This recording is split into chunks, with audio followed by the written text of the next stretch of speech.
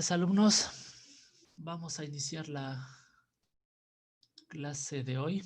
Buenas tardes. ¿Se me escucha claro? Sí, yo sí.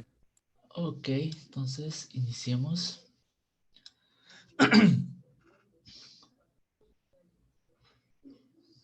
Bien, hoy vamos a continuar con el tema de errores. Errores que iniciamos la semana pasada. La semana pasada, la semana pasada, porque este miércoles no tenemos clases. La semana pasada vimos los errores de redondeo, ¿no? Entonces, quiero empezar haciendo un repaso de lo que eran los errores de redondeo y continuar un poco con algunos tips que les mostré muy rápido.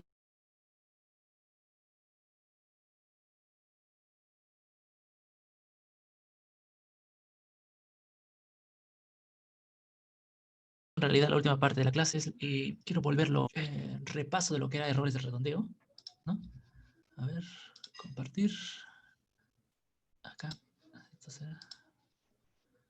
Ok.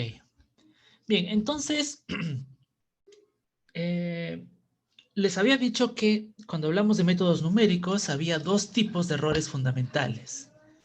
Primero estaban los errores de redondeo y segundo están los errores de truncamiento. Ya hemos visto lo que es errores de redondeo. En ese caso les comenté que los errores de redondeo estaban básicamente definidos o determinados porque una PC no tiene, digamos, una capacidad de representar de forma exacta un número. Tiene una capacidad limitada, ¿no? Entonces, eso se ve más claro cuando hablamos de la representación en punto flotante que tiene, que utiliza MATLAB para representar un número racional, por ejemplo, ¿no? Entonces, yo les hablé de la representación en punto flotante y de los estándares que utilizan MATLAB, por ejemplo, para representar un número, ¿no? Entonces, yo le hablé de, por ejemplo, acá está el estándar IE754, ¿no? Que engloba los dos tipos de estándar para representar un número en punto flotante. Entonces, esos estándares, por ejemplo, el de la precisión simple, utiliza solo 32 bits para representar un número. Y también está la doble precisión, que es el tipo de variable que por defecto es utilizada para almacenar un número, ¿no? O sea, cuando MATLAB ingresamos una variable y le asignamos un número, ¿no? Ese por defecto es almacenada como una variable tipo doble. Y eso es de 64 bits como máximo, ¿no? Y esos 64 bits se utilizan para almacenar el signo, el exponente con el signo y la parte de la fraccionaria del número, ¿no? Entonces ya les comenté. Y por el hecho, ¿no? Por el hecho de solo usar 64 bits para representar un número, ¿no? Solo 64 bits. Entonces habíamos visto de que hay una especie de, ¿cómo le puedo decir? Una especie de intervalo, ¿no? En la cual, intervalo delimitado, ¿no? De números que se pueden representar con esta doble precisión, ¿no? Entonces les había dicho que, por ejemplo, números más grandes que este de acá, ¿no? 1.79 por 10 a la 308, que ha sido bastante grande, ¿no? No se pueden representar. Para MATLAB eso sería el número infinito, ¿no? En el otro extremo de este intervalo, ¿no? Si números más pequeños que este de acá tampoco se puede representar. Para MATLAB sería menos infinito. Además, acá, ¿no? En la parte central de esta regla, ¿no? Hay valores que no se pueden tomar. Valores, por ejemplo, entre el 0 y el número positivo más pequeño, ¿no? Se aproximan directamente a 0. ¿No? El número positivo más pequeño es el que ven acá. 2.2 por 10 a la menos 308. Valores más pequeños que esto, ¿no? Automáticamente, ¿no? MATLAB lo tomo como si fuera 0. Además, estos dígitos que van, o los valores que están entre 0, entre 2.2 y todo más, todas estas cifras más, por 10 a la menos 38. Por 10 a la menos 308, perdón. Y esta otra cantidad positiva, ¿no? No es un continuo, ¿no? Sino que hay una distancia mínima acá, ¿no? Distancia mínima de separación que le habíamos llamado el épsilon, que era el épsilon de la máquina. Entonces, no todo número se puede representar, ¿no? Un número que caiga dentro de esto de acá, en ese intervalo, ¿no? Que lo habíamos puesto por acá, ¿no? Acá, es automáticamente, eh, eh, redondeado al el número más cercano, ¿no? ¿Ok? Bien. Entonces, todo esto lo vimos, ¿no? Cuando vimos la parte de errores por redondeo. Ok, entonces luego les mostré que, y esto sí me parece que lo pasé muy rápido, así que pienso repetirlo ahorita mismo, que estos errores de redondeo, ¿no? Que bueno, si lo tratamos individualmente en realidad son bastante pequeños, pero cuando hay grandes cantidades de procesos, ¿no? Vía un efecto acumulativo, ¿no? Por los procesos matemáticos presentes, entonces ya se tornan importantes, ¿no? Tornan importantes. Y les mostré que uno de los errores más importantes, que se observa, ¿no? Cuando se trabaja con operaciones aritméticas, debido al error de redondeo, es lo que se llama la cancelación por sustracción, que es introducido cuando dos números que son muy cercanos se restan, ¿no? Entonces les puse este ejemplo de acá, que pueden ver, ¿no? Para mostrar ese error. Por ejemplo, miren este ejemplo de acá. Y el igual 2 más x menos 2 dividido entre x. Si ustedes observan, esta expresión en realidad es igual a 1, ¿no? Analíticamente, este es igual a 1.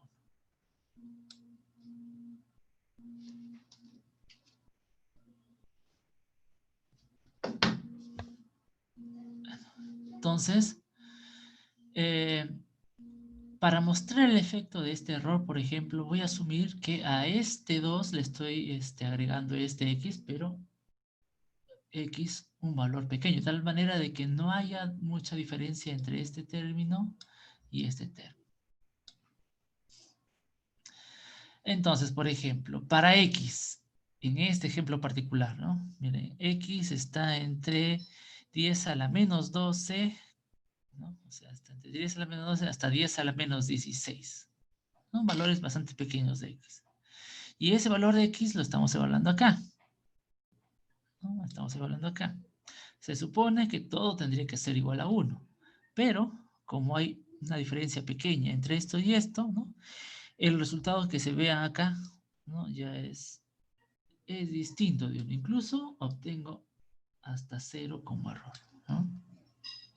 Entonces se debe de evitar, ¿no? Cuando se implementen métodos numéricos, la diferencia de números muy cercanos, ¿no? Otro ejemplo que les mostré es, por ejemplo, lo que ven acá. Consideremos esta función. consideremos esta función. P de x igual a x menos 1 a la quinta. Y consideremos q de x. Que en realidad p de x y q de x es lo mismo. ¿No? Que q de x es p de x expandido, ¿no? O sea, si desarrollamos la x menos 1 a la quinta. Y expandemos, obtenemos esto. Entonces ahora en q de x yo veo que hay operaciones de restas, ¿no? Suma, resta, suma, resta, suma, resta. ¿Ok?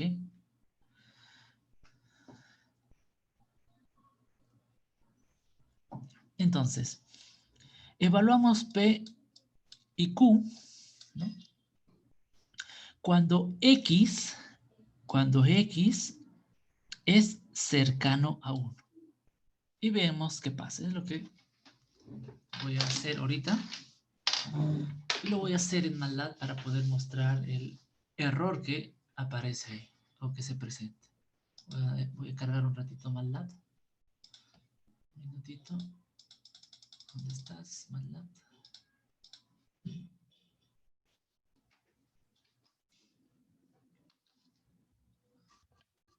Okay.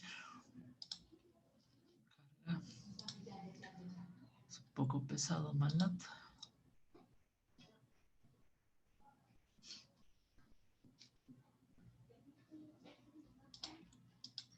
Ahí está, comienza a salir, a cargar.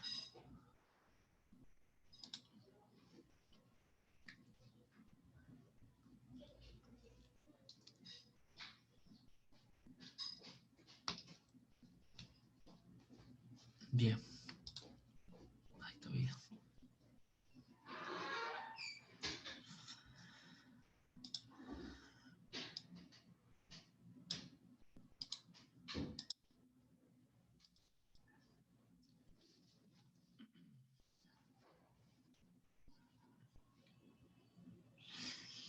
Bien, entonces ya tenemos MATLAB cargado. Voy a compartir la ventana de MATLAB ahorita.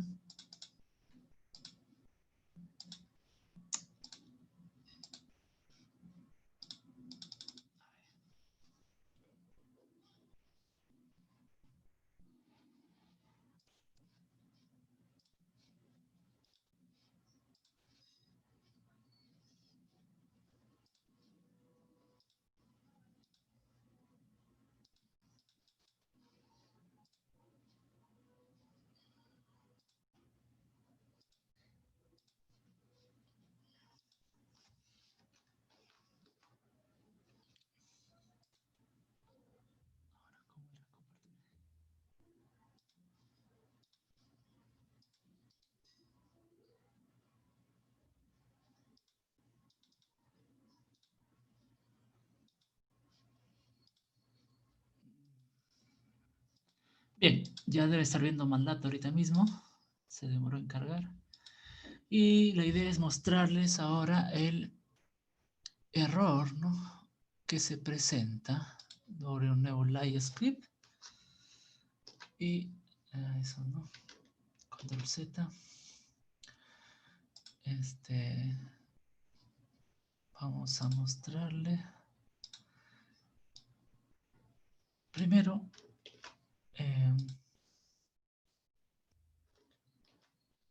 voy a definir X de la siguiente manera, ¿no? Ahí. A ver, ¿qué es lo que estoy mostrando? A ver, un ratito. ¿Están viendo MATLAB? Sí, están viendo MATLAB. Ok, entonces voy a correr esto para empezar. Ya tengo X generado acá, ¿no? Entonces acá estoy diciendo X es 1 menos 10 elevado a la menos 10. Ajá, a ver, espérate un momentito. ¿Qué es lo que estoy haciendo acá?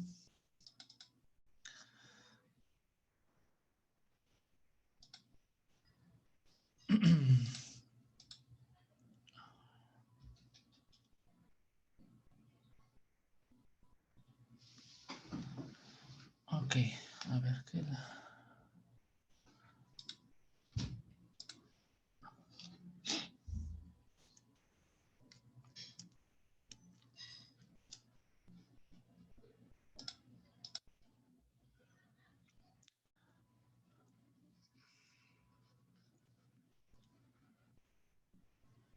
Ya. A ver. Lo que quiero acá es generar un vector X. Generar un vector X de tal forma de que X esté entre 1 menos 10 a la menos 10 y 1 más 10 a la 10. O sea, este X esté en la vecindad de 1. X esté en la vecindad de 1. ¿Mm? Porque a 1 le estamos quitando esta cantidad 10 a la menos 10, que es pequeñita, y le estamos agregando también esa misma cantidad 10 a la, más 10 a la menos 10. Entonces, esta primera línea que yo ingreso acá, en MATLAB es justamente para generar ese vector, ¿no?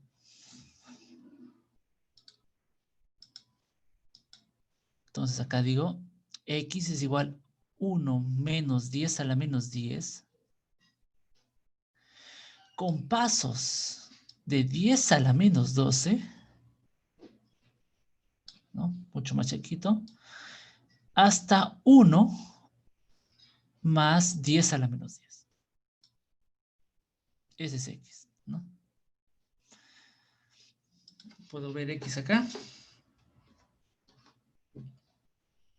Acá está el X. Ahí apareciera que todos fueran 1, pero no se muestra el resto de dígitos, ¿no? Solo está mostrándose en formato short, ¿no? Si pongo format long, podríamos ver el resto de valores de X. Ahí está, ¿no? Así sería X.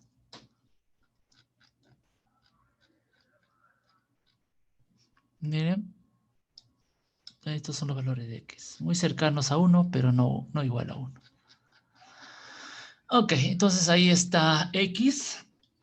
Y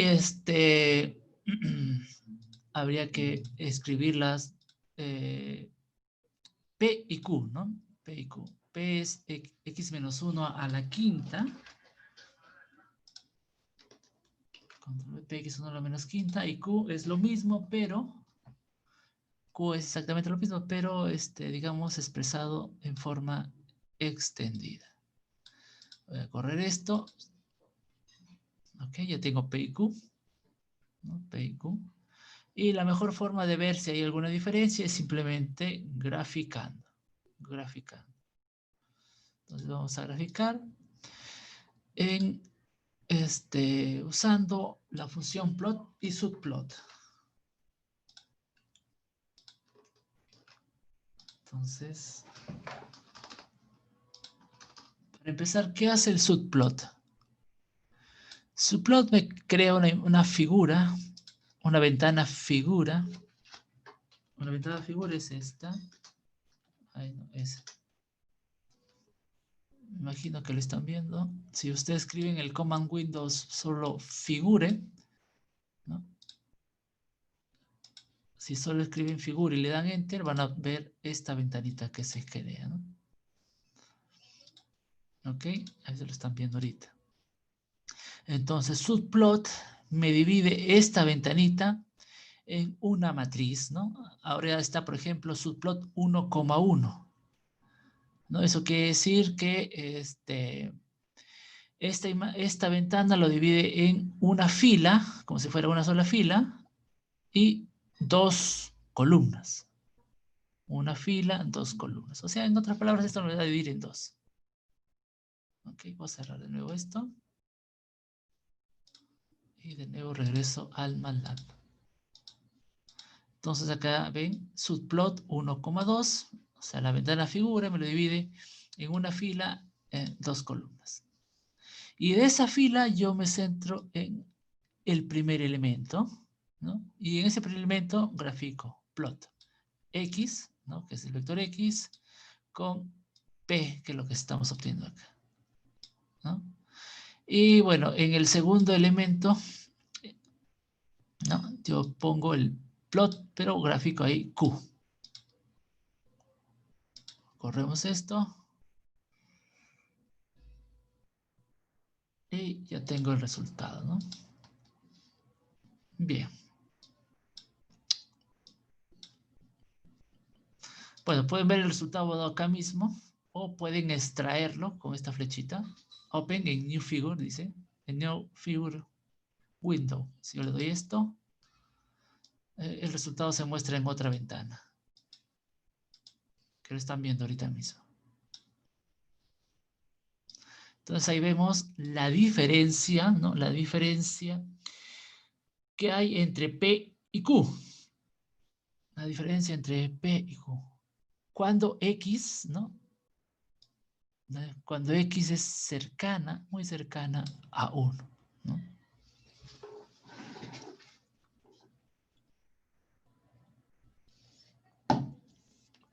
¿No? Entonces esas dos expresiones, que en principio tendrían que ser lo mismo, me dan un resultado distinto, ¿no?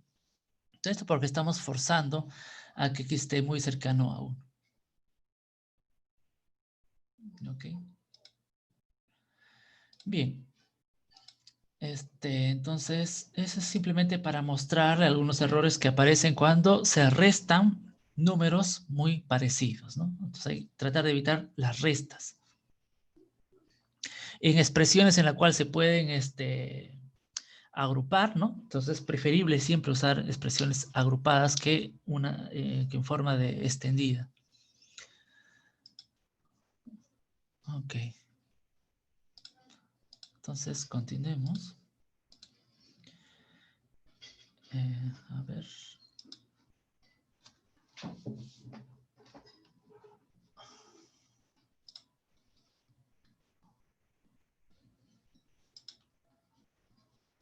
Bien. Listo. A veces tenemos problemas también con el overflow y underflow, ¿no? ¿Se acuerdan que si sale del rango puede tener problemas de overflow? ¿No? O si es que el número que tú calculas es menor que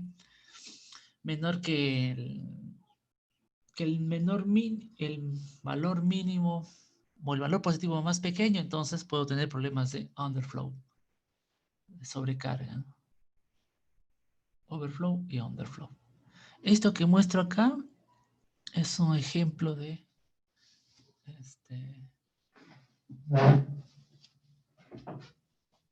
cómo evitar esto del overflow y el underflow. Entonces lo que voy a hacer es simplemente copiar este código, ir mandarla y mostrarle lo que se obtiene. Vamos de nuevo al MATLAB para mostrar esto del overflow y el underflow. Compartir. Ya está compartiendo MATLAB.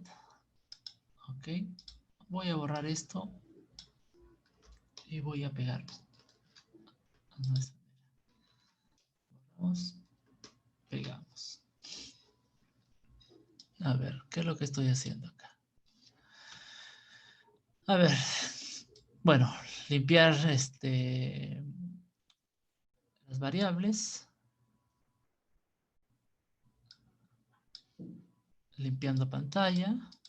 Defino X igual a 36 e Y igual a ese valor, ¿no? 10 a la 16. Y voy a correr esto, a ver qué es lo que me está haciendo el for. Ok.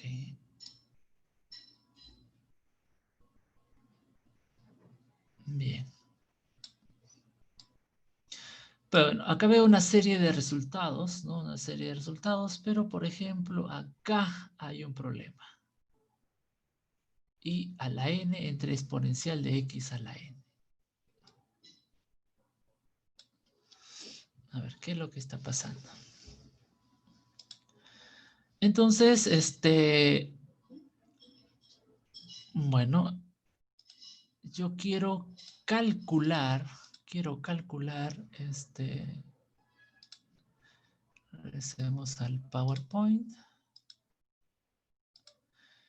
Quiero calcular esta expresión de acá. Y a la n, opción, I a la N dividido entre E a la N por X. Con X mayor que 1 y mayor 1, ¿no? Entonces, esto tiene, bueno, varias formas de poder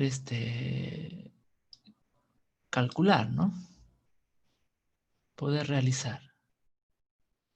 Una forma, bueno, acá muestro las dos formas.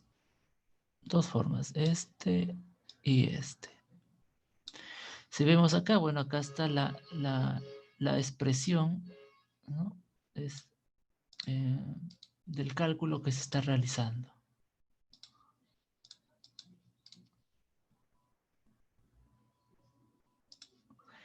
Y a la n dividido entre exponencial de n por x. Esa es una forma. O, acá, primero divido y entre exponencial de x y todo eso lo elevo a la n. O sea, dos formas de hacer lo mismo. Ok. Acá está, segunda forma. Primera forma, segunda forma. Entonces, hay algunos tips para evitar problemas, como les decía, del overflow y underflow. Entonces, se recomienda que, acá están estos tres casos. Si yo tengo X, que realizar la operación X por Y dividido entre Z, ¿no?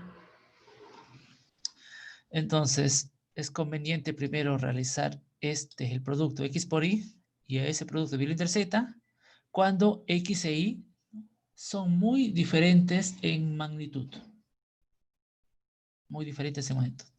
Si son muy diferentes, entonces primero hago la multiplicación, luego hago la división. Y cuando tengo cantidades que son parecidas en magnitud, ¿no? Por ejemplo acá Y y Z, que puede ser valores muy parecidos en magnitud, entonces primero es preferible hacer la división. Eso es lo que dice acá. Cuando Y y Z en la división son muy cercanos en magnitud, primero realiza la división. O de repente X y Z son los que son muy cercanos en magnitud, entonces primero hago esa división. ¿Ok? Entonces multiplicar dos números que son muy distintos en magnitud o dividir números que son muy parecidos en magnitud. Entonces acá, ¿qué es lo que está haciendo? ¿No? A ver. De estas dos posibilidades, ¿no? Acá primero eleva a la n y a eso lo divide entre el exponencial de n veces x, ¿no? O y lo divide entre el exponencial de x y a eso lo eleva a la n. ¿Cuál es mejor? Y eso lo está haciendo para n, ¿no? Con estos valores. Dice for n igual, ¿no? Es otra forma de usar el for. For n igual menos 20, menos 19, 19 y 20. N es grande, ¿no? Estamos elevando a un número grande. Entonces, vamos de nuevo a MATLAB para verificar cuál funcionó.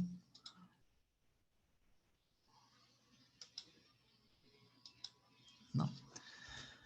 Entonces, acá está, a ver, vamos a ponerlo debajo. Ahí está mejor.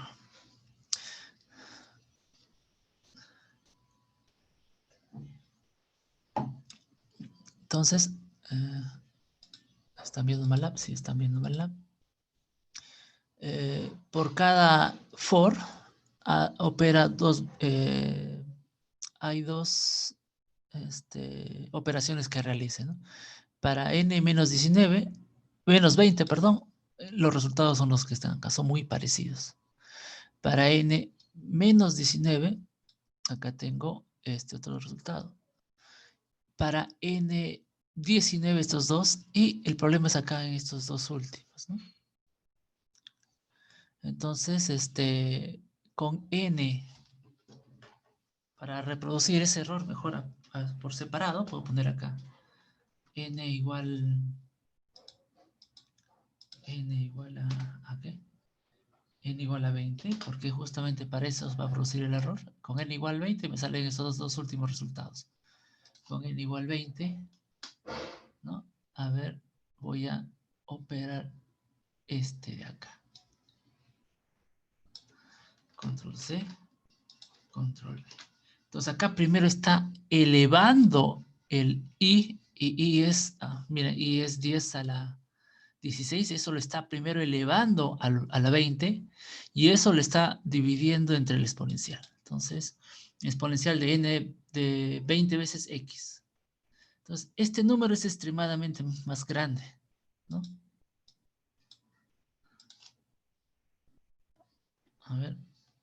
Entonces ahí está el error, ¿no? Ahí se ve claramente el error.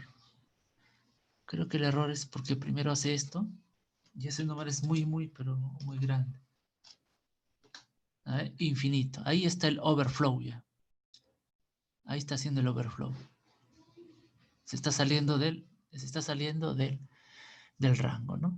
Sin embargo, si opero de esta otra forma, ¿no? O sea, de esta segunda forma,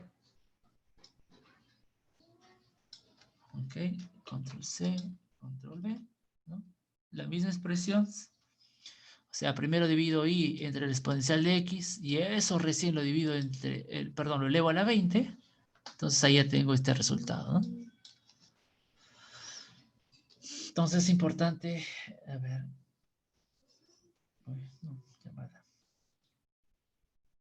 Es importante saber, digamos, mediante paréntesis indicar qué operaciones realizar antes, ¿no? Bien. ¿Preguntas hasta ahí? ¿Están ahí? Sí, ¿Preguntas? profesor, pero no, por mi parte no. Bien. Eso simplemente para mostrar algunos tipos de errores que se pueden encontrar, ¿no? Ese es el overflow y cómo tratar de evitarlo. Ahora, normalmente cuando uno trabaja con métodos numéricos, ¿no? Trabajamos con métodos numéricos, la parte de errores de redondeo casi no lo tocamos, ¿no? Porque, como les había dicho al principio, normalmente en MATLAB, ¿no? En MATLAB, ¿no? Ya por defecto, las variables toman o se trabajan con el tipo de variable que mayor cantidad de dígitos ofrece. Más que eso ya no se puede hacer en MATLAB, ¿no? O sea, se trabaja con tipo doble. Variables con de tipo doble. ¿Ok? Bien. Ahora vayamos al tema en realidad que era para ver hoy día, o que es para ver hoy día, que es el otro tipo de errores, que son los errores de truncamiento. Entonces, empecemos con los errores de truncamiento.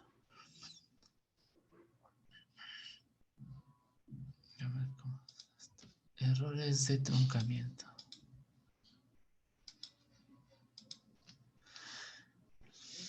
Bien, entonces, este es el segundo tipo de errores que pueden estar presentes, son los errores de truncamiento. Los objetivos para este segundo tema de la clase de hoy es, bueno, reconocer qué son los errores de truncamiento, por qué se presentan, ¿no? O qué ocurren debido a que sucede, ¿no? Debido a qué proceso aparece. ¿Ok? Y vamos a ver también la serie de Taylor que nos va a servir para determinar o estimar los errores de truncamiento. Bien, ¿qué es un error de truncamiento? ¿O qué pasa con un error de truncamiento? Los errores de truncamiento aparecen cuando expresiones matemáticas exactas o formulaciones matemáticas exactas son representadas por una aproximación. Dos ejemplos. Por ejemplo, la serie de Taylor. La serie de Taylor, un ejemplo más conocido de un error de truncamiento, ¿no? Luego regresamos a esto de la serie de Taylor, porque es la base para la determinación de los errores de truncamiento. Otro ejemplo puede ser la aproximación de la derivada usando la ecuación de diferencias finitas. Eso se da, por ejemplo, si tú tienes una serie de datos experimentales que representan una función, ¿no? Una función que va de A hasta B, ¿no? Tienes n datos, supongamos, de esta función. Y quieres aproximar la derivada de esta función en algún punto. En el punto I. Este que sea el dato X sub I. Entonces, puedes usar la aproximación de la derivada en ese punto, por ejemplo, usando esta expresión. Por ejemplo, acá es la derivada de la velocidad, ¿no? Supongamos que esta función represente la velocidad, ¿no? Solo que tengo datos experimentales nada más. Y yo quiero la derivada de la velocidad en este punto, ¿no? Entonces, simplemente la aproximación me dice la función evaluada en un punto posterior, si este es I, este es el punto. Bueno, este es variable tiempo, ¿no? Entonces acabo de cambiar no X, sino variable, ahí, ¿qué hice?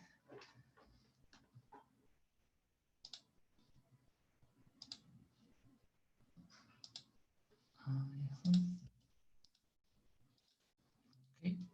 Bueno, ya se me borró las anotaciones que estaba haciendo.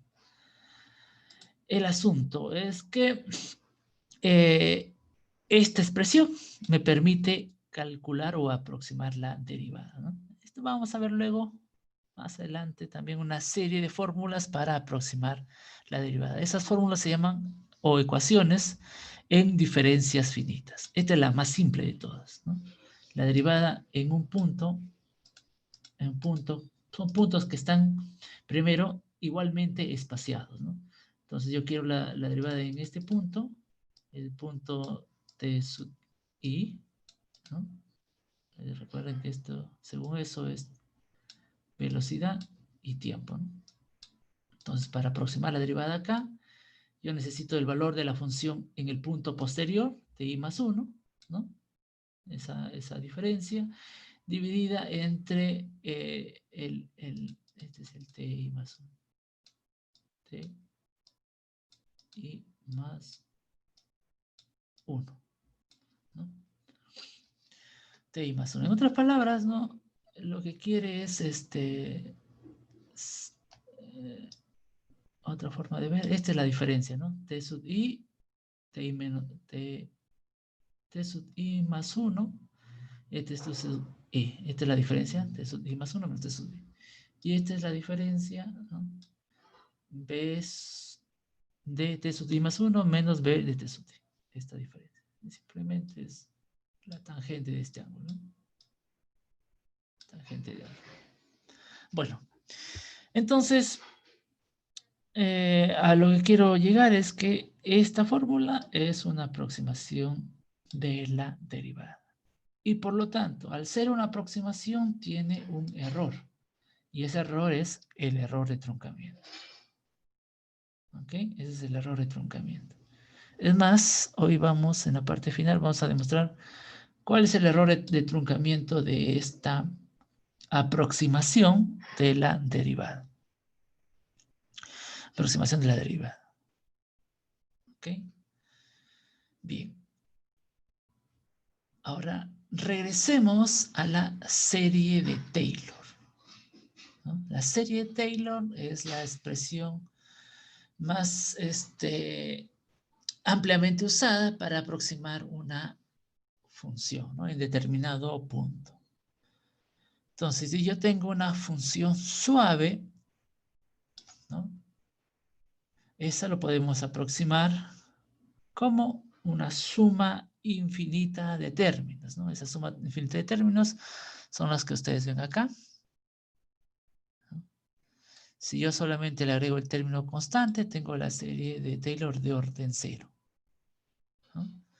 Entonces acá yo quiero aproximar la función f de xy en un punto y sub i más 1. Y para eso necesito la función evaluada en un punto anterior, ¿no? O sea, de nuevo, tienes acá el punto x sub i. Y bueno, supongamos que tienes el valor de la función evaluada en ese punto, o sea, f en x sub i.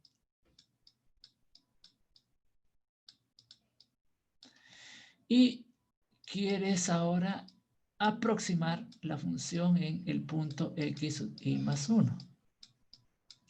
Si utilizas la serie Taylor, ¿no? Con orden de orden 0, es simplemente la aproximación a ese punto, simplemente sería f en x sub i, ¿no? O sea, el mismo valor que esto. Es la serie Taylor de orden 0. ¿Ok?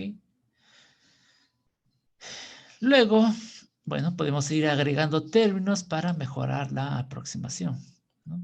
Agregamos ese término, el término de orden 1, que tiene que ver con la primera derivada, la función evaluada de nuevo en x sub i multiplicado por h, donde h es la diferencia entre x sub i más 1 menos x sub i, ¿no?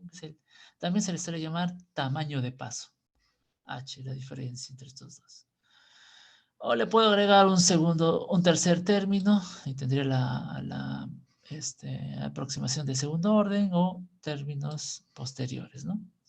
Y así hasta el infinito. ¿Ok? No, para que sea la igualdad, ¿no? Esto de acá significa aproximación. Para que se cumpla la igualdad, eso tiene que ser la suma de los términos infinitos. ¿Ok? A modo de ejemplo, acá, algo sencillo. Por ejemplo, quiero aproximar la función de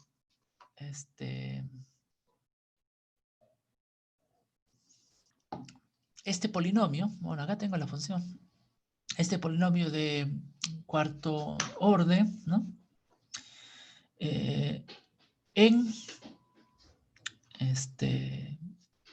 1, ¿no? En x1.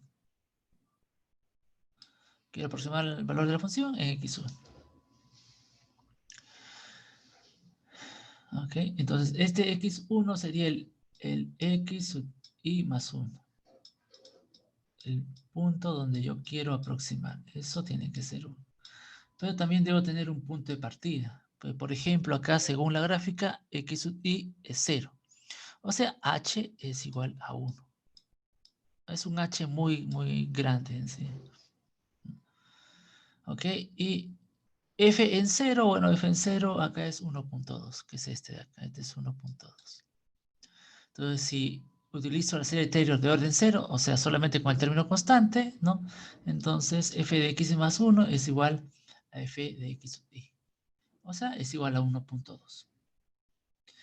Si le agrego un segundo término a la serie, entonces estoy frente a la aproximación de primer orden, ¿no? Entonces, eso ya es 0.95. Y me daría este valor, ¿no?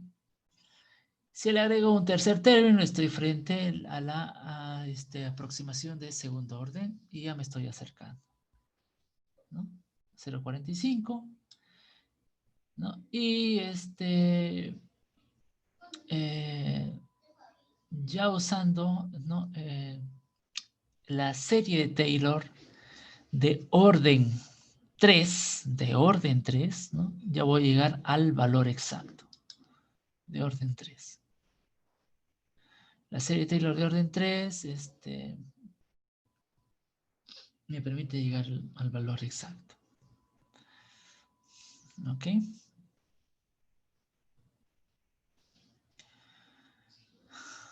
Ok. Bien.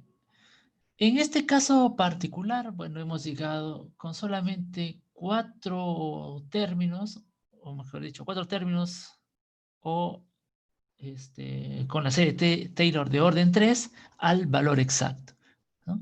Por ser esto una función polinomial, ¿no? Un polinomio, siempre es posible aproximar de forma exacta usando la serie de Taylor, ¿no?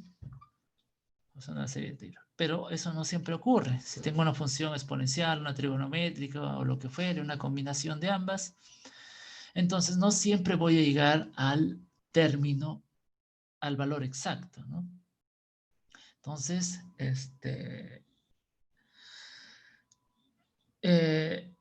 para esos casos es necesario introducir un término que se llama el término residual. A ver, ¿qué es el término residual para empezar? Bien, veamos acá de nuevo la serie de Taylor. La serie de Taylor de esta función f en un punto x sub i más 1, ¿no? Es lo que yo busco aproximar, la función en un punto x sub i más 1. Para eso yo recurro del valor de la función en un punto anterior conocido. Este es el punto anterior conocido. Más todos esos términos que ustedes los conocen, ¿no? Esto va hasta el infinito. Pero de repente se te ocurre a ti acotar esta o truncar, ¿no?, esta serie en el término enésimo, ¿no? Término enésimo. ¿Quieres calcular? Solo hasta el término enésimo, hasta acá. Entonces, el resto de términos, ¿no?, el que ya tiene que ver con la derivada de la función en n más 1, ¿no? O sea, r sub n, que es el término residual, en sí también es una serie infinita. Es una serie infinita que agrupa, ¿no?, agrupa los términos que van desde la derivada en ese n más 1 sobre n más 1 factorial,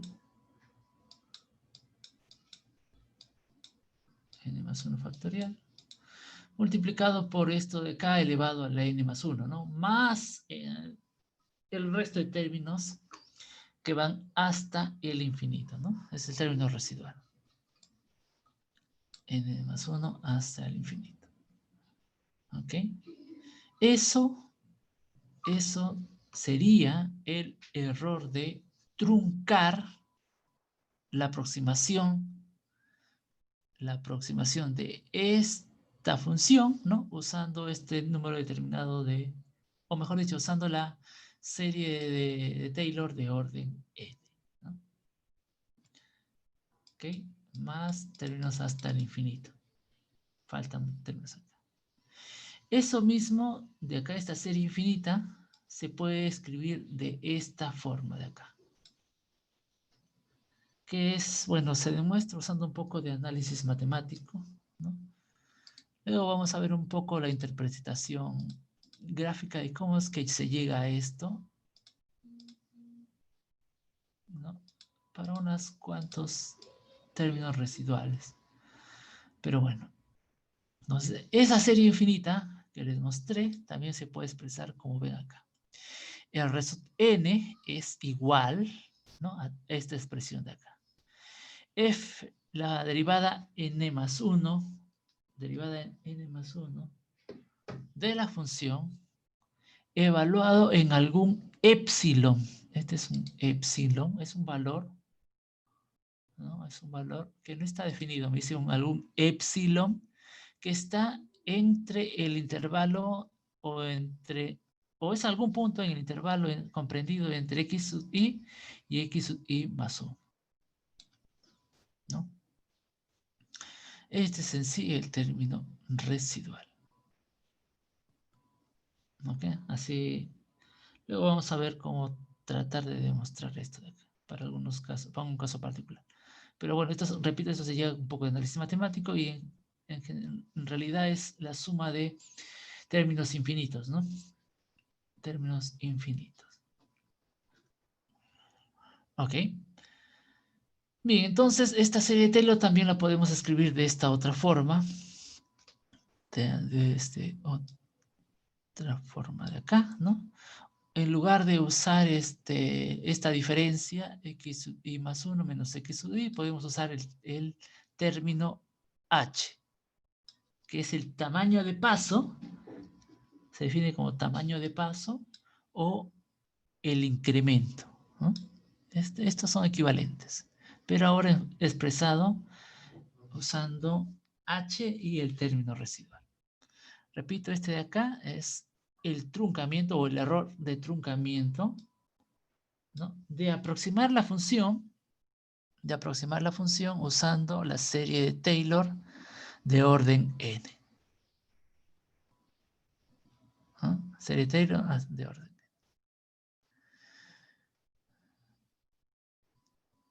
n. Bien. Un ejemplo también bastante sencillo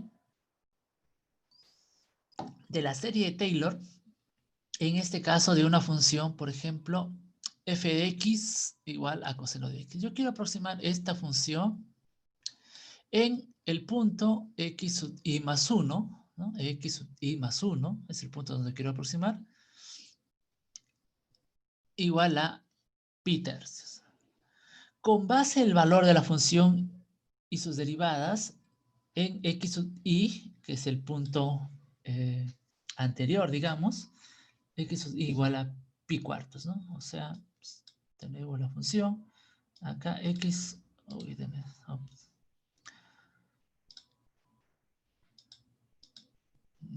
perdón. Aquí x sub i perdón, pi cuartos, ¿no? Y tú conoces el valor en esta función en pi cuartos. Y hay que aproximar el valor de la función en x sub i más 1 igual a pi tercios. Entonces, si yo tengo esos dos, puedo sacar cuánto es h, ¿no? La diferencia de los dos es simplemente el h. Ok. Entonces,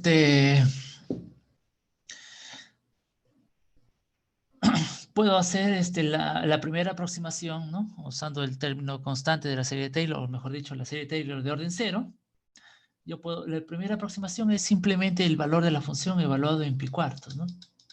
Que es lo que está acá, la aproximación de orden 0.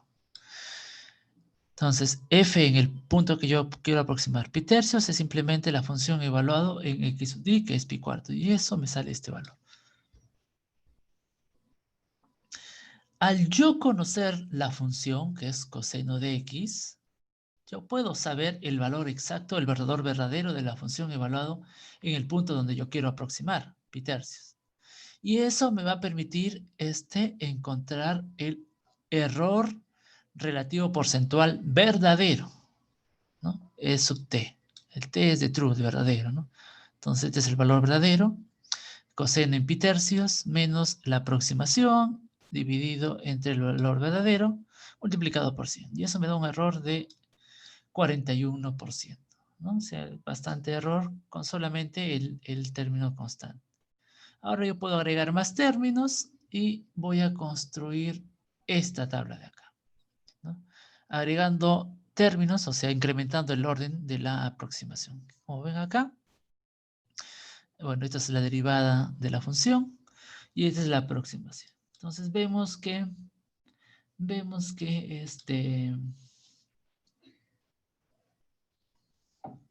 el error verdadero, acá estamos calculando los errores verdaderos, va disminuyendo, ¿no? Empezamos con 41.4%, bajó al 4%, y siempre está disminuyendo. Disminuyendo. Un momentito, a ver. Sí, bueno. En valor absoluto todos van siempre disminuyendo. Entonces, de ahí vemos de que en el error verdadero, no siempre ocurre eso con el error aproximado, ¿no? En el error verdadero, va disminuyendo siempre.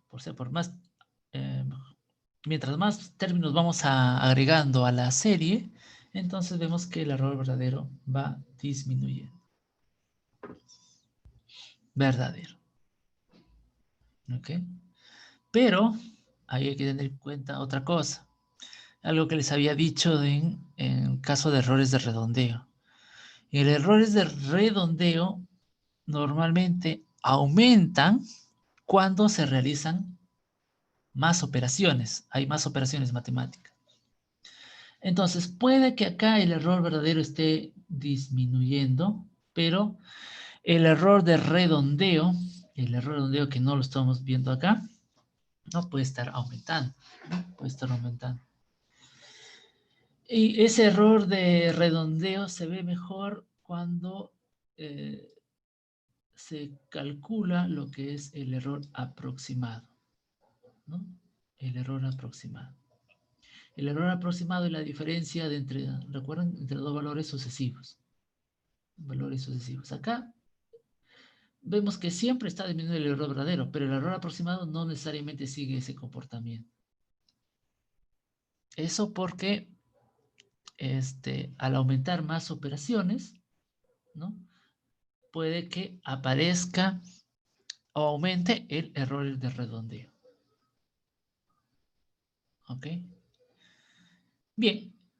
Bueno, continuamos con el error de truncamiento, ¿no? Con algunas observaciones. Habíamos dicho de que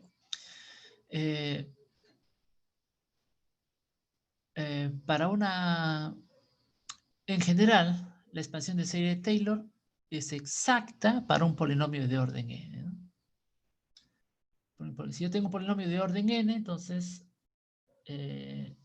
la serie de Taylor de orden n-1, n-1 me va a dar una aproximación exacta. Como vimos acá, ¿no? Acá tengo un polinomio de orden 4, en este ejemplo, un polinomio de orden 4, y la serie de Taylor de orden 3 es la que me dio un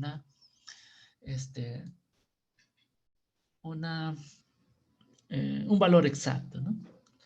¿Y eso por qué? Porque el error de truncamiento que aparece acá, ¿no? El error de truncamiento es proporcional a la derivada n más 1. Entonces, si yo tengo un polinomio de orden 4, ¿no? Entonces, el error de truncamiento sería proporcional a la derivada quinta, ¿no? A la quinta derivada. Y la quinta derivada de esto es 0, ¿no? La quinta derivada de esto. ¿Ok?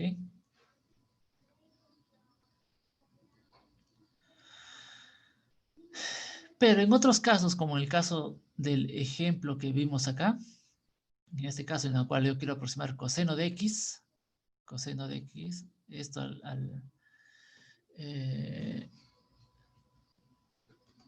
el coseno de x, ¿no? Nunca vamos a tener una aproximación exacta, ¿no? Nunca vamos a tener una aproximación. Siempre va a haber la presencia del término residual, ¿no? Término residual. Mientras más términos son usados, es más pequeño el error, ¿no? Como ya le decía, el error verdadero. ¿Ok? Y el término residual, acá, que representa el error de truncamiento, ¿no? Acá, también se le suele escribir usando la siguiente nomenclatura. Se puede poner así. Teta h a la n más 1.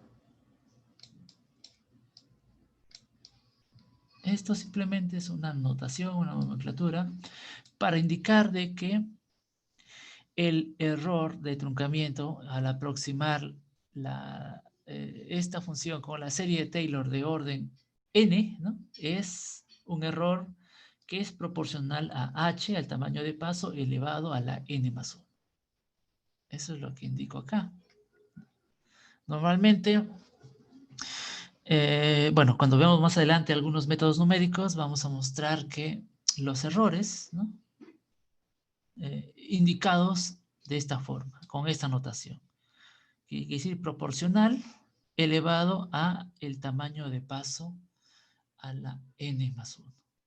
Eso porque normalmente uno conoce el tamaño de paso, pero no conoce dónde está este épsilon y tampoco conoce en sí la función. Entonces, en realidad, la única utilidad que tengo para R sub n, porque no se puede calcular usando esta expresión, es dar simplemente una estimación del orden del error, ¿no? Decir que el error es del orden de h a la n más 1. ¿No? Y también sirve para comparar 2 o 3 métodos que realizan la misma tarea, ¿no? Por ejemplo, en el caso de la aproximación de la derivada que les hablé al principio, hay varias fórmulas para calcular la derivada y cada fórmula tiene un determinado error de truncamiento, como lo vamos a ver después. Por ejemplo, hay un error de truncamiento que es proporcional a h, otro que es proporcional a h cuadrado y así. Se supone que mientras más pequeño es el error de truncamiento, entonces es mejor el método, ¿no? El método empleado para esa aproximación. Más pequeño el error de truncamiento implica de que h sea más, el exponente de h sea más grande. Porque h lo tomamos siempre valores pequeños. El tamaño de paso normalmente son valores pequeños. 0.001, por ejemplo. Un tamaño de paso, ¿no? Y si tú elevas un número pequeño a un exponente mayor, entonces el error se hace más pequeño, ¿no? Entonces, esa es, digamos, una forma, una utilidad de expresar de usar, ¿no? Esta nomenclatura para el error de truncamiento, ¿no? Acá dice donde esto de acá significa que el error de truncamiento es del orden h al n más 1. O que el error es proporcional al tamaño de paso elevado a la potencia n más 1, ¿no? Entonces, repito, en el futuro, más adelante, vamos a ver los errores de truncamiento expresados de esta forma. ¿Ok? Bien. A ver, ¿qué es esto? Ok. Entonces, acá si regresamos al error de truncamiento, yo les había puesto de frente esta expresión, ¿no? Esta expresión para el error de truncamiento que tiene que ver con los términos que de esta serie, ¿no? Que van desde n más 1 hasta el infinito. De la derivada n más 1 hasta el infinito. Pero todos esos lo he agrupado en un solo término, que es este de acá. ¿Ok? Ahora, veamos, digamos, una interpretación gráfica de esto de acá, ¿no? Para ver más o menos de dónde sale. Eso es lo que muestra acá. El término residual para la expansión de serie de Taylor, ¿no? Supongamos que deseamos truncar a serie de Taylor solamente con el término de orden 0. ¿No? Término de orden 0, ¿no? En otras palabras, yo tengo una función y quiero aproximar el valor de esa función en el punto x sub i más 1. ¿No? X sub i más 1 solamente usando el término de orden 0. Entonces, lo que yo obtendría sería esto de acá, ¿no? F de x sub i más 1 más, bueno, es aproximadamente igual a f en x sub d. La igualdad se daba en el caso en el cual aparecía el término residual acá. Ahora, ese término residual, ¿no? Es el término R sub 0, ¿no? R sub 0. Término residual de orden 0, ¿no? Ese término residual involucra todos estos términos de acá hasta el infinito.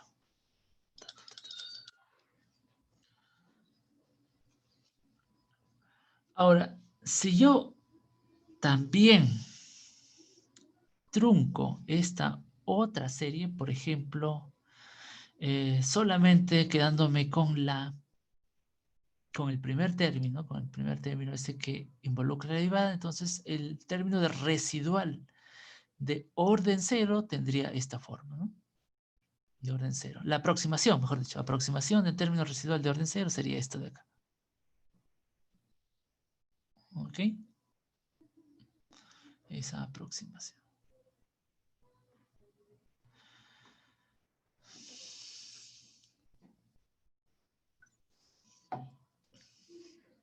Bien. Ahora, ya tengo el término residual.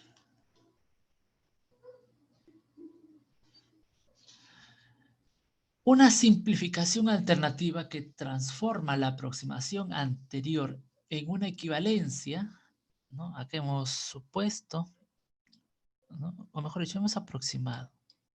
El término R sub 0 es aproximadamente igual a la primera derivada en X sub y multiplicado por H.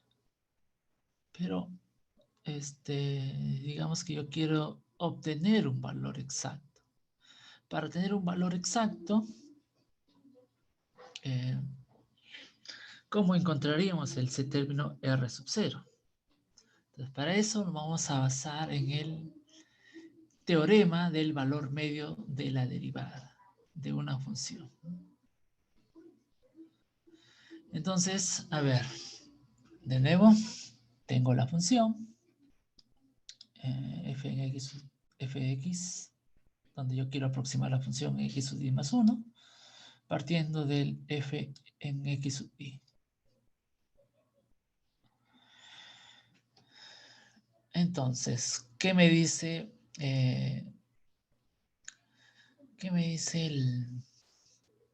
este teorema del valor medio de la derivada?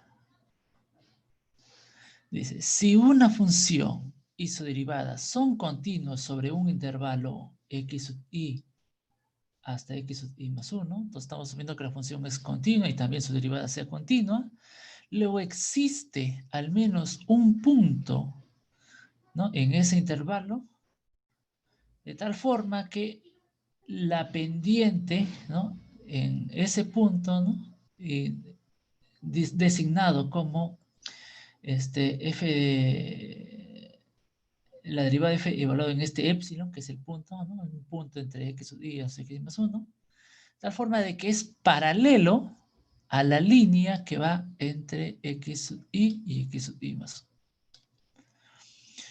1. ¿Ok? Ese es el teorema del valor medio de la derivada, ¿no? Repito, dado f de x, una función continua, y su derivada, ¿no?, en ese intervalo de x sub i hasta x más 1, entonces existe un valor epsilon, ¿no?, en ese intervalo, de tal forma de que la pendiente en ese punto es paralelo a la línea que va desde x sub i hasta x sub i más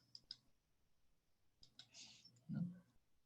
Como es paralelo, eso quiere decir que esa pendiente, la pendiente acá, es la misma que la pendiente acá. ¿Ok? Y la pendiente acá, bueno, es esta distancia dividido entre esta distancia. Esa es la pendiente, ¿no? La tangente de este ángulo alfa. ¿Ok? A ver, entonces decía, la pendiente acá, o sea, f en este epsilon es igual, ¿no?, por el teorema del valor medio de la derivada a la tangente en alfa. Y la tangente de alfa es esta distancia, ¿no?, dividido entre esta distancia. Bueno, el denominador es fácil, ese es h. Ahora, este de acá es R sub 0. ¿Por qué es R sub 0 acá?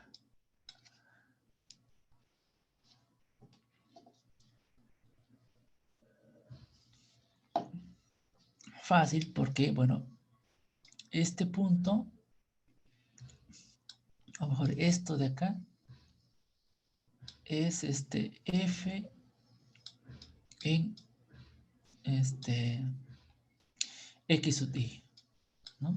F en x sub i. Y todo esto es f en x sub i más 1, toda esta distancia. Entonces la diferencia, f de x sub i, ¿no?, como vemos acá, f de x sub i más 1 menos f de x sub i, eso es igual a R sub 0, ¿no? O sea, acá f de x sub i más 1, eso es igual a f en x sub i más R0, ¿no? Entonces ahí sacas que R sub 0 es la diferencia simplemente. ¿Ok? Y gráficamente sería esto de acá. Ok. Con R sub 0, bueno, igual toda esta otra serie. Entonces ahí tienes, este sería R sub 0.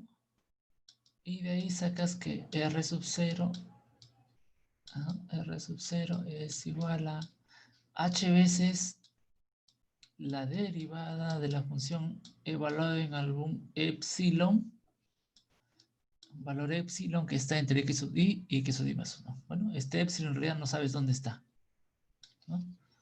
No es un punto definido. Simplemente el teorema te dice que hay un epsilon que está en ese intervalo, ¿no? Que tiene esa pendiente. ¿Ok? Entonces ahí tengo R sub 0 y ahí está metido el epsilon. ¿Ok? Entonces, digamos que esa es más o menos una demostración limitada de dónde aparece este epsilon para el término en particular R sub 0. Haciendo, digamos, una analogía con esto, ¿no? Se puede llegar, digamos, a algo parecido para el término R sub 1 y el término sucesivo, ¿no? ¿Ok? Eso no lo voy a mostrar, ¿no? Porque era un poquito más de análisis matemático. Ok.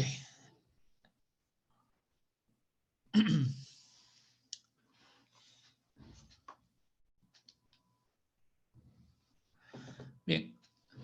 Usando la serie de Taylor para estimar el error de truncamiento. Ok, ¿a qué se refiere esto? Ya les había dicho anteriormente acá, ¿no? Que esta es la serie de Taylor, R sub n era el error de truncamiento.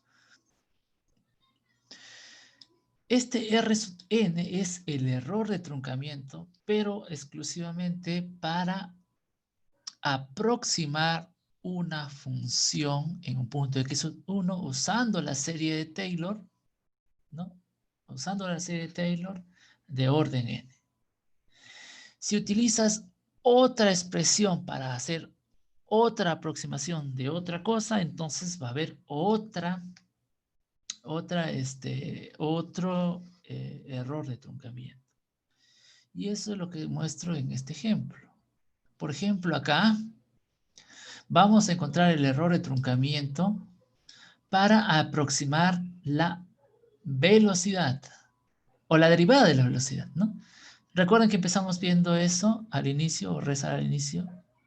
Les dije que acá, esta primera diapositiva, una expresión para aproximar la derivada, ¿no? En este caso de esta función b, que puede ser velocidad, no sé. Esta función b es la que les indico acá, ¿no? Esta es la expresión para aproximar la derivada. Entonces, como es una expresión aproximada de la derivada, entonces tiene su error de truncamiento. Y eso es lo que vamos a hallar ahorita. El error de truncamiento para esta aproximación de la derivada. Y eso lo vamos a hacer usando la serie de Taylor, ¿no?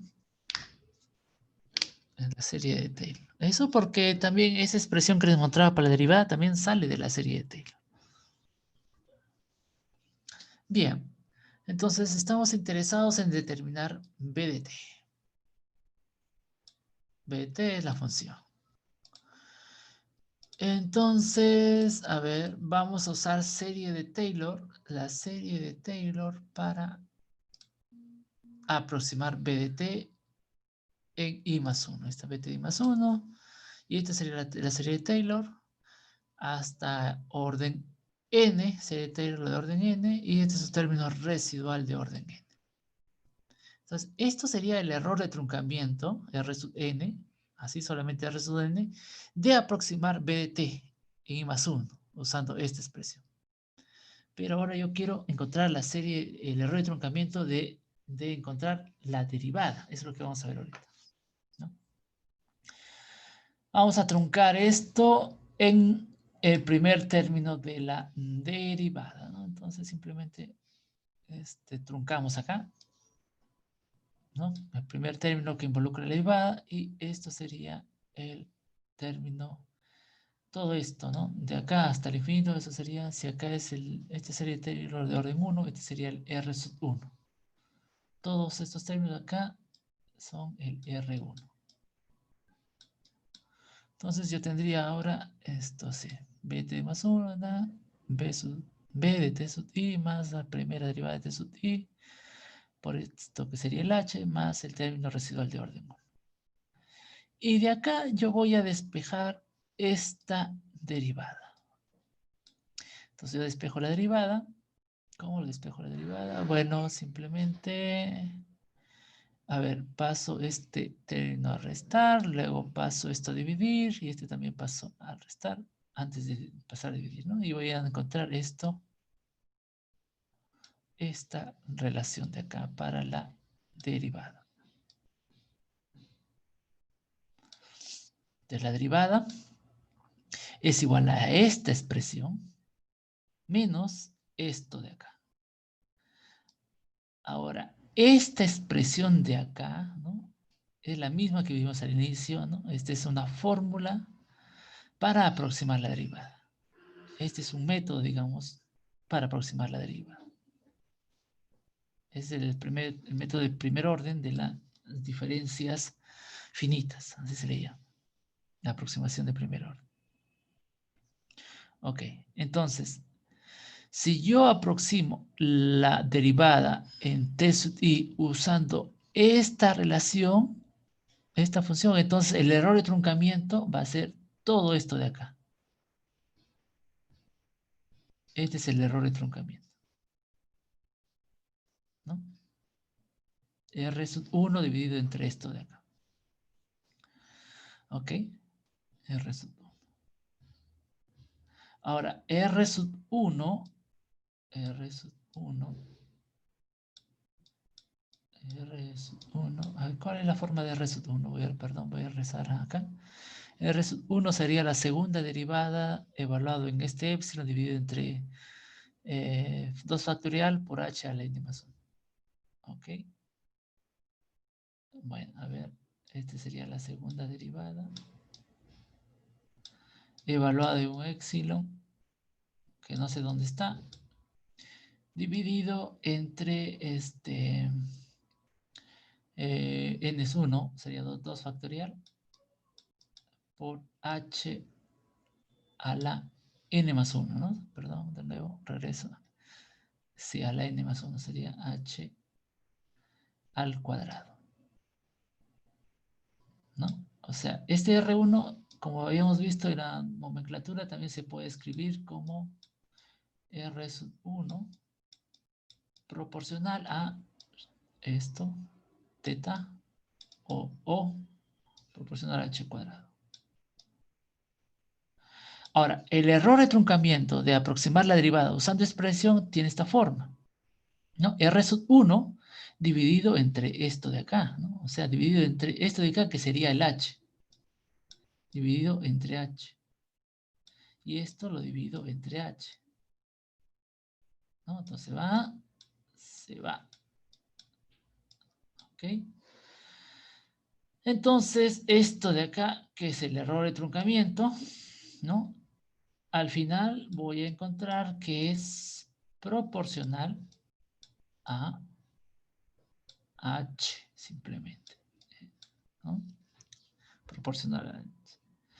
Entonces, lo que puedo llegar es que a la conclusión de que aproximar la derivada en un punto t sub i usando esta función, esta relación, me traduce a un método que tiene un error de truncamiento que es proporcional a h. Proporcional a h, ¿no? Esa es la idea. ¿Qué es lo que dice acá, no? En otras palabras, el error es lo que hemos llegado acá, es lo mismo. H es la diferencia de t. En otras palabras, el error de la aproximación debería ser proporcional al tamaño de paso. En consecuencia, si dividimos a otra utilidad de ver esto de acá, ¿no? Es ver cómo varía el error si es que cambiamos el tamaño de paso. Por ejemplo, si dividimos el tamaño de paso a la mitad, entonces el error va a reducirse a la mitad. Puedes encontrar otra expresión, y en sí lo vamos a ver más adelante, en la cual la derivada tenga error o la aproximación tenga un error de truncamiento proporcional a h al cuadrado, ¿no? En ese caso, en ese otro caso, ¿no? Si tú reduces a la mitad el tamaño de paso, entonces el error de truncamiento se reduce a la cuarta parte. A la cuarta parte.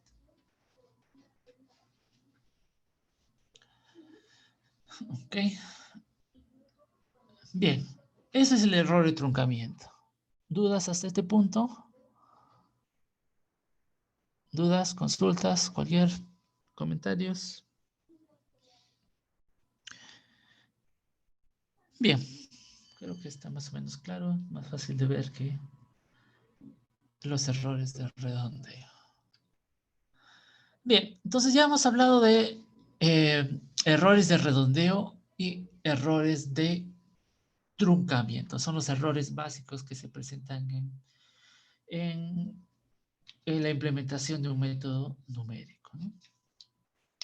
Ahora les voy a comentar del error numérico total, ¿no? Entonces, el error numérico total es la suma del error de redondeo y el error de truncamiento, la suma de estos errores que como ya les había indicado. ¿Ok? Ahora, lo que ven en esta gráfica es cómo varía, ¿no?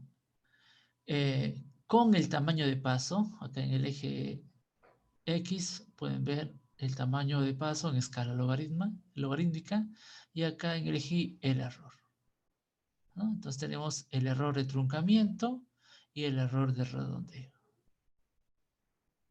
¿no? Error de redondeo. Entonces, ¿qué pasa? Con tamaños de paso pequeños, o sea, por acá, yo voy a tener un error de truncamiento pequeño, ¿no? Recuerden que los errores de truncamiento son proporcionales a, bueno, ya sea h cuadrado, h cubo, a lo que fuera. Como es proporcional a h y sus potencias, entonces mientras un tamaño de paso me da más pequeño, entonces, tamaño de paso más pequeño, entonces el error de truncamiento es más pequeño. Pero ¿qué pasa con el error de redondeo? El error de redondeo. El error de redondeo es esta otra línea. Y lo que puedo observar es que el error de redondeo es más grande cuando el tamaño de paso es más pequeño. ¿Eso por qué? ¿No? ¿Por qué ocurre eso que el error de redondeo es más grande cuando el tamaño de paso es más pequeño? Eso básicamente porque un tamaño de paso más pequeño, ¿no? Requiere realizar más operaciones matemáticas, ¿no? Por ejemplo, por poner algo, yo quiero evaluar la opción. Este mouse no me ayuda. Yo quiero evaluar la integral por algún método numérico entre A y B, ¿no? A y B. Entonces, el tamaño de paso más pequeño implica dividir este rango en intervalos cada vez más pequeños. Mientras más pequeños, ¿no? El intervalo implica, bueno, ustedes saben que la integral es simplemente el área. Implica sumar más áreas, más operaciones aritméticas. Y mientras más operaciones aritméticas haya, puede que no puede, no, el error de redondeo comienza a incrementarse, ¿no? Más errores, más operaciones, trae consigo de errores de redondeo más importantes. O tal vez puede haber problemas con cancelación en la sustracción, como habíamos visto, ¿no? Entonces, también es otro problema que aparece cuando hay más operaciones o aparece una resta de por medio. ¿Ok? Ahora, conforme aumenta el tamaño de paso, ¿no? El error de truncamiento comienza a aumentar, ¿no? H más grande, ¿no? Como recuerden que el error de truncamiento, bueno, recuerden que es proporcional. El método más simple es proporcional a H, ¿no? Más grande H, más grande el error de truncamiento. Mientras que el error de redondeo disminuye. Entonces hay una relación de compromiso entre ambos. Hay una relación de compromiso, no puedes ni disminuir tanto el tamaño de paso como tampoco aumentarlo tanto, ¿no? Hay una relación de compromiso. Digamos, en este caso, acá hay un tamaño de paso óptimo. ¿Ok? Bien. Otros errores. Bueno, otros errores. Por ejemplo, mal funcionamiento, blunders. Errores causados por el mal funcionamiento de la computadora o imperfección humana, ¿no? Ese es otro tipo de errores que, bueno, en realidad no lo vamos a tener en cuenta en el curso, ¿no? Además de que es ya poco probable que una computadora funcione mal o haga un cálculo mal. Es casi improbable que una PC haga una multiplicación mal, ¿no? Los errores de este tipo de mal funcionamiento básicamente están originados por eh, la implementación mal del algoritmo hecho por el programador, por la persona, tal vez. O también puede haber errores en el modelo, ¿no? Queremos, digamos, eh, implementar un método para resolver un determinado modelo matemático, ¿no? Entonces, si ese modelo es erróneo o tal vez no toma en cuenta algunos efectos, entonces el resultado va a ser erróneo, ¿no? ¿Ok? El modelo de los errores, ¿no? O también puede haber problemas en la data, errores debido a incertidumbre en la data, ¿no? ¿Ok? Puedo haber recolectado mal mis datos, no he medido de forma precisa los datos, el instrumento que he usado para recolectar los datos no funciona, entonces eso es fuente de errores también, ¿no? Bueno, para nosotros, para el resto del curso, estos tipos de errores no lo vamos a tener en cuenta, entonces vamos a asumir que no hay ningún problema debido a errores de mal funcionamiento o incertidumbre en la data. ¿Ok?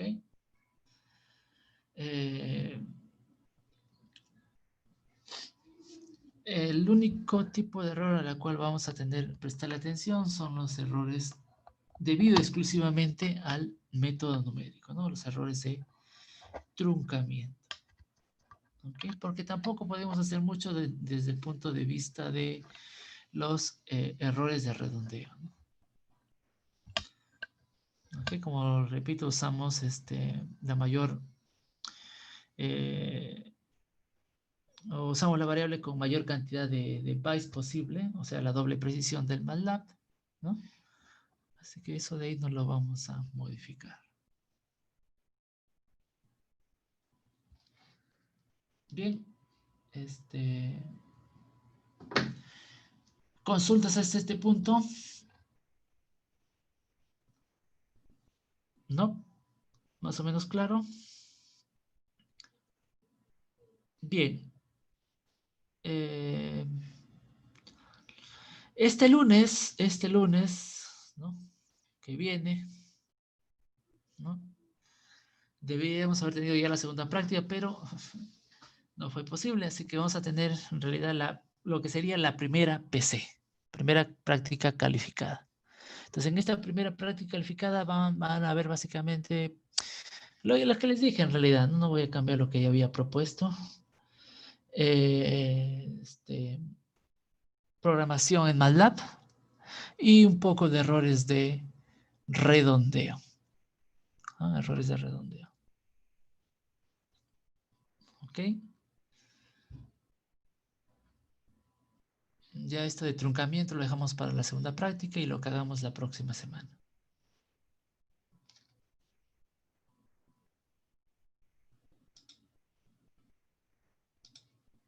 Bien, señores, si no hay dudas, no hay consultas, eso sería todo por...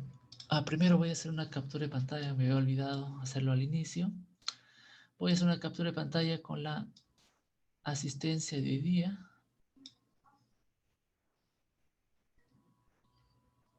A ver. Print. Screen.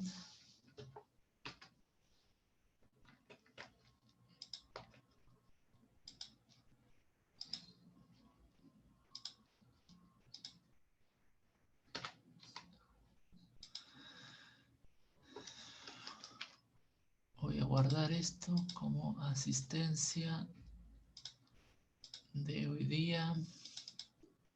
Hoy que estamos 20 ya. Wow, se acaba el mes. 20 del 11.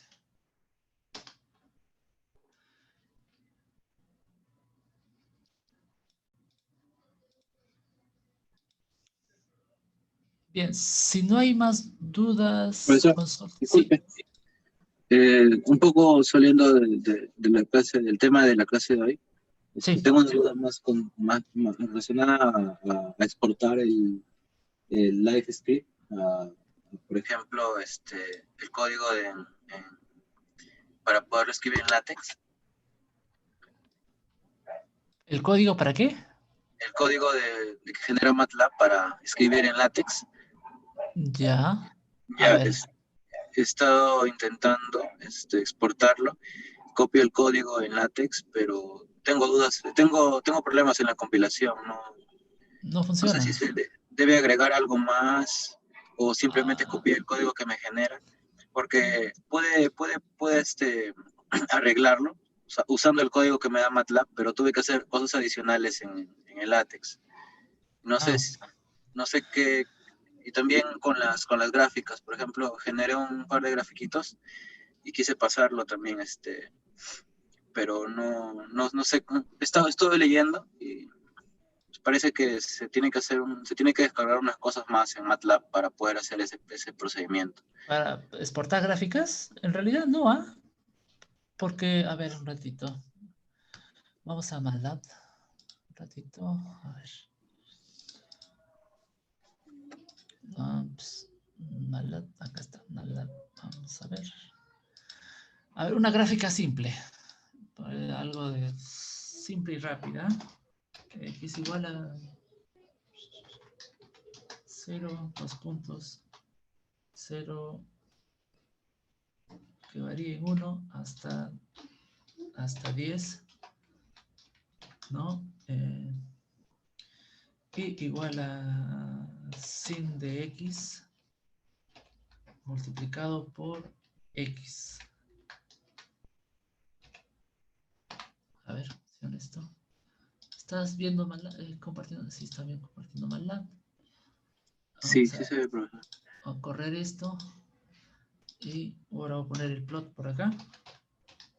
Plot x, y. ¿No? Y corramos de nuevo. Ahí está la gráfica. No, esta es la gráfica anterior. A ver, de nuevo. Voy a borrar todo lo que estaba claro. Corramos de nuevo esto, corre. Ah, qué raro.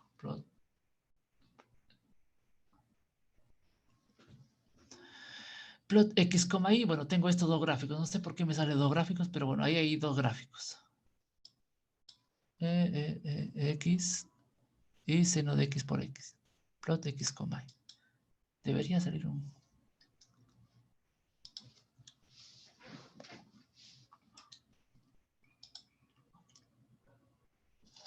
Otra cosa también es el...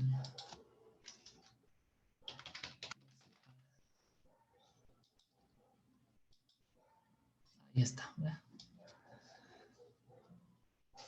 Este close all es para cerrar todas las ventanas o figuras que habían antes.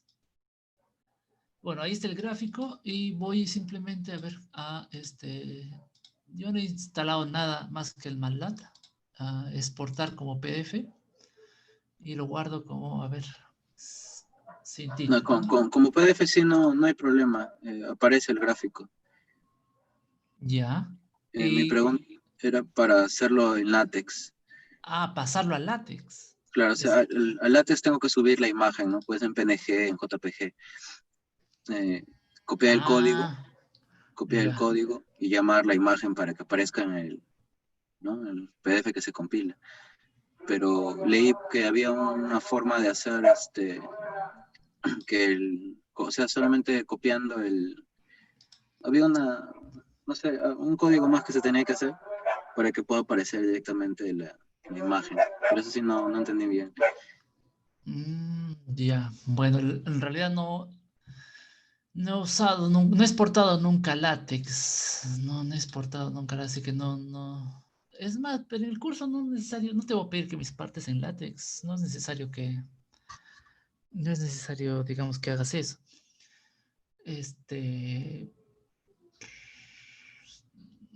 A ver, no, pues solo por prueba, a ver qué pasa.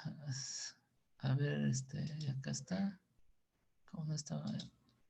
Fight, Export to Latex. Punto .tx. Pero no tengo ningún archivo para ver látex ahorita. Se supone que ya lo generó.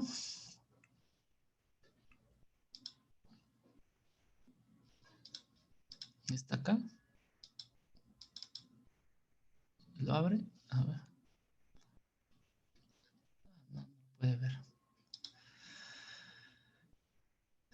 Bien, a mí me graba un archivo .txt, pero no lo puedo ver porque no tengo ningún Hay un edit. látex online que es Overleaf. Solamente copie ese texto en la hoja de Overleaf y ahí genera solo el código de látex. Ay, a ver. Pero sí. Overlay. Pero no funciona.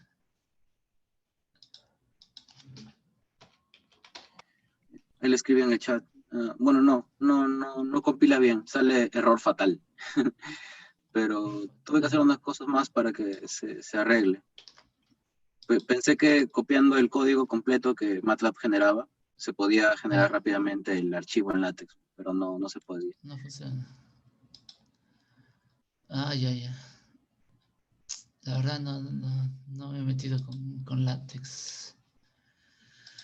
Bueno, en todo caso, eso no le voy a pedir en el curso, ¿no? Yo suficiente que me envíen el PDF y ya está, ¿no? El PDF generado. Ya, profe. Listo. Este, Bien, entonces lo vamos a dejar ahí. Ya el lunes voy a colgar la Profesor, disculpe. calificada. ¿Sí? Sobre la clase que se perdió el día miércoles, ¿se hará una recuperación? Voy a tratar de ir recuperando así a lo largo de digo, avanzando un poquito más rápido, ¿no? Pero no, otra clase aparte no voy a realizar. ¿Ok? Bueno, ahí lo dejamos, señores. Y ya les dejo. Nos vemos el próximo miércoles. Muchas gracias por su atención. Hasta el miércoles.